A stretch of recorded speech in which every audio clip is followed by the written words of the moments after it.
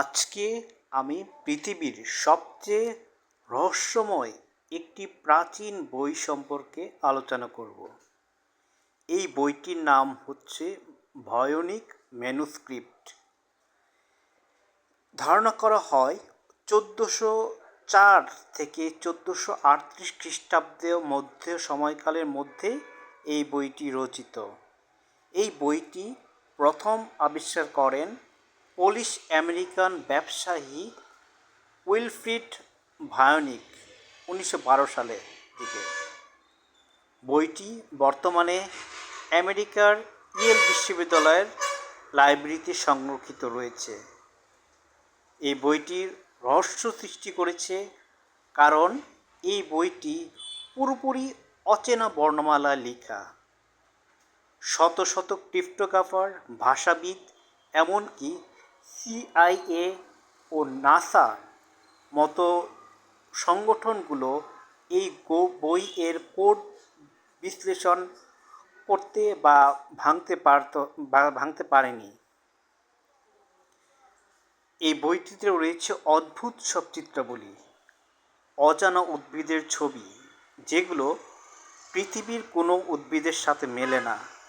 রয়েছে জ্যোতিষবিদ্যা সম্পর্কিত চক্রাকার নকশা, নগ্ন নারীদের স্নান বা কোনো তরল পদার্থে ডুব দেওয়া অবস্থায় ব্যতিক্রমধর্মী ছবি। এখন আমরা যদি বইয়ের অধ্যায়গুলো বিভাজন করতে চাই তাহলে প্রথমেই পাই বোটানিক্যাল সেকশন। এখানে রয়েছে অসংখ্য অদ্ভুত অজানা উদ্ভিদের ছবি। তারপরে যদি আলোচনা করতে চাই আসবে অ্যাস্ট্রোনমিক্যাল সেকশন। এখানে বিভিন্ন প্রকার তারা, গ্রহ সম্পর্কিত ছবি।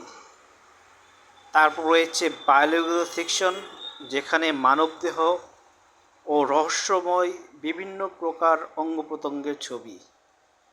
তারপর রয়েছে ফার্মাটিক্যাল সেকশন, যেখানে অদ্ভুত সব ভেষজ ওষুধের ছবি এবং তাদের বিশ্লেষণ।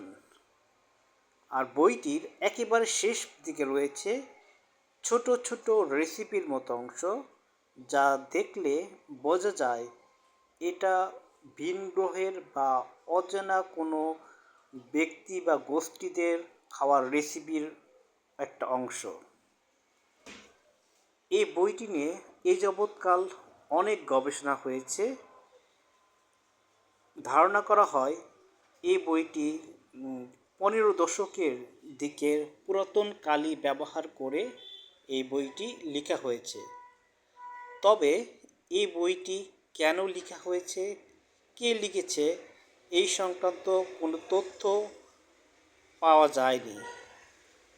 তবে অনেকে ধারণা করেন এই বইটি প্রাচীন সাইফার বা গোপন ভাষা অথবা অর্থহীন জোকস হিসেবে লেখা হয়েছে মানুষকে বিভ্রান্ত করার জন্য।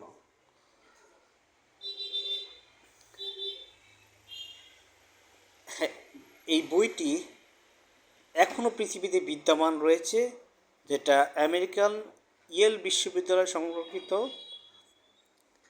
এটা সবার জন্য অবশ্য উন্মুক্ত নয়। এটা গবেষকরা বিশেষ অনুমতি সাপেক্ষে সুরক্ষিত কাচে ভল্টে রাখা বইটি দেখার বা পড়ার সুযোগ পান। এছাড়াও আপনি বা যে কোনো ব্যক্তি এই বই সম্পর্কে ধারণা পেতে পারেন, কারণ এই বইটি ডিজিটাল স্ক্যান কপি অনলাইনে উন্মুক্ত করা হয়েছে, যার মাধ্যমে আপনি এই বইটি সম্পর্কে দেখতে পারেন। আর আপনার যদি এই বই সংক্রান্ত আরও কিছু জানার থাকে তাহলে আপনি বইয়ের স্ক্রিপ্টগুলো দেখতে পারেন এবং কোড ভাঙার চেষ্টা করতে পারেন। ধন্যবাদ।